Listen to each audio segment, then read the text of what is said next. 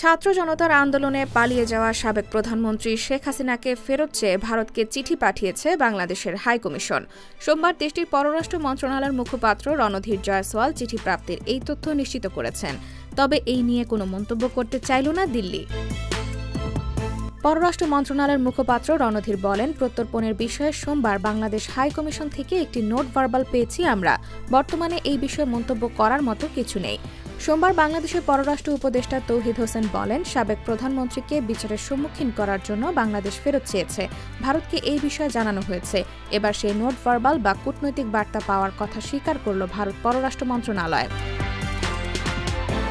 বৈষম্য বিরোধী ছাত্র আন্দোলনের নেতা সাইদুর রহমানের খুনের ঘটনায় বাংলাদেশের সাবেক প্রধানমন্ত্রী শেখ হাসিনা সহ ১৪৩ জনের বিরুদ্ধে অভিযোগ দায়ের হয়েছে। হাসিনা বাংলাদেশ ছাড়ার পর থেকে ওই দেশের বিভিন্ন থানায় অন্তত ২৩৩টি ফৌজদারি মামলা করা হয়েছে তার বিরুদ্ধে। এর মধ্যে ১৯৮টি ক্ষেত্রে খুনের অভিযোগ আনা হয়েছে। হাসিনা সহ ১৪৩ জনের বিরুদ্ধে আগেই গ্রেফতারি পরোয়ানা জারি করেছিল বাংলাদেশের আন্তর্জাতিক অপরাধ ট্রাইব্যুনাল। এবার হাসিনাকে দেশে ফিরিয়ে তার বিচার করতে চাইছে অন্তর্বর্তী সরকার।